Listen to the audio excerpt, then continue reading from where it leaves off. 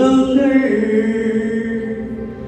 ஏனெனில் இது உங்களுக்காக கையளிக்கப்படும் என் உடல்.